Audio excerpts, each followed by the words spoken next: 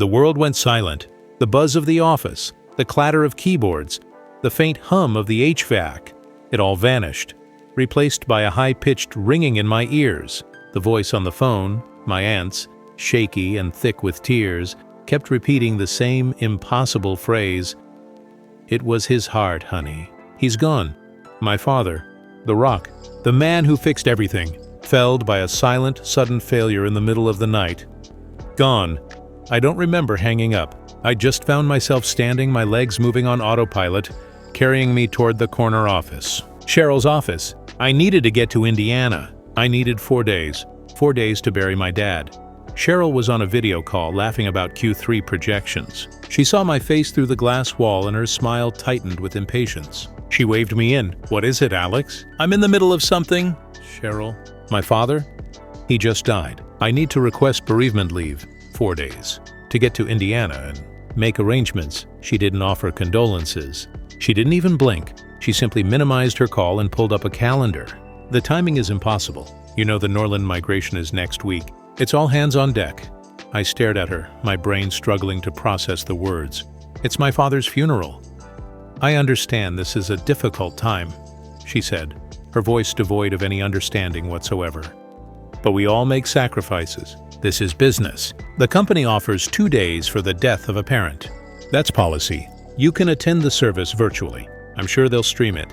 Attend virtually. The cold corporate absurdity of it finally pierced my shock. A fire ignited in my chest. "Cheryl, I've worked here for 3 years. I've never missed a deadline. I built the entire documentation system for this migration. I've given this company everything. And we value that, Alex, which is why we need you here. 2 days, that's the offer. Take it or leave it." I felt the fight drain out of me, replaced by a chilling crystalline clarity. I was arguing for the right to bury my father with a woman who saw me as a resource, not a person. "Fine," I heard myself say. 2 days. I walked out of her office, but I didn't turn toward my desk. I kept walking, straight past the rows of cubicles, past the break room to the elevator. I pressed the button for the lobby. The profound, soul-deep realization hit me. I was sacrificing my life, my grief, for a company that would replace me before my father was in the ground. I was done. "Hi, I'm Alex." And that was the day I learned that sometimes the most professional thing you can do is walk away.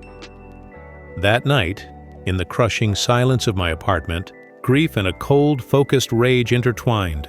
I thought of all the late nights, all the weekends, the countless hours I'd spent, often unpaid, building the very infrastructure Cheryl was so casually jeopardizing. The intricate scripts, the detailed manuals, the troubleshooting guides, all my intellectual children, conceived out of a sense of duty she was now spitting on. I fired up my laptop. Remote login. The company server greeted me like an old friend. I worked with the methodical precision of a surgeon performing an autopsy. I didn't destroy anything that wasn't mine, but I meticulously located every file, every folder, every line of code I had personally authored. The master deployment script for the Norland migration, the configuration manuals, the proprietary automation tools. I selected them all, and I hit delete. A final empty folder remained, inside a single text file. I titled it readme.txt and typed a simple, devastating message.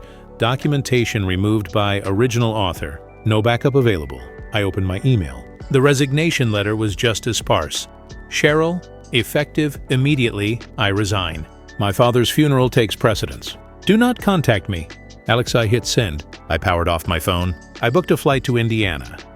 The panicked voicemails and emails began flooding in before my plane even touched down. Cheryl, Hal, my panicked colleague, the IT director. The Norland migration was a smoldering crater. Millions of dollars were on the line. They were utterly lost. I didn't listen to them. I went to my father's house. I sat in his worn armchair, surrounded by the smell of his pipe tobacco and old books. And I grieved. Properly. They scheduled a mandatory call. When I joined from my dad's quiet study, their faces on the screen were pale with a mixture of fear and fury. "Alex, this is insane," Cheryl began, her false sympathy paper thin. "You've put the entire company at risk. You need to restore those files immediately." "I don't need to do anything," I said, my voice calm. "I no longer work for you." Hal, sweating, jumped in. Alex, please. We're sorry about your father, but this is career suicide for you. We'll blacklist you. I almost smiled. The files you need are my intellectual property. You can have access to them. Under new terms, I laid them out. My consulting rate, $300 per hour. 4-hour minimum per day. Payment up front via wire transfer. My terms were non-negotiable. They had no choice. I could hear the desperation in their silence. They agreed. The funeral was beautiful. The church was packed. The love for my dad was a tangible thing, a warmth that finally began to thaw the ice in my chest. The next morning, I conducted the first consulting call with cold, surgical professionalism. I walked them through the problems, each explanation a quiet indictment of their own incompetence. I fixed in 2 hours what would have taken them weeks. The wire transfer hit my account. When the immediate crisis was over, they called again. Cheryl was gone. It was just Hal. He looked defeated. Alex. That was incredible. We, the board, we want to offer you a director position.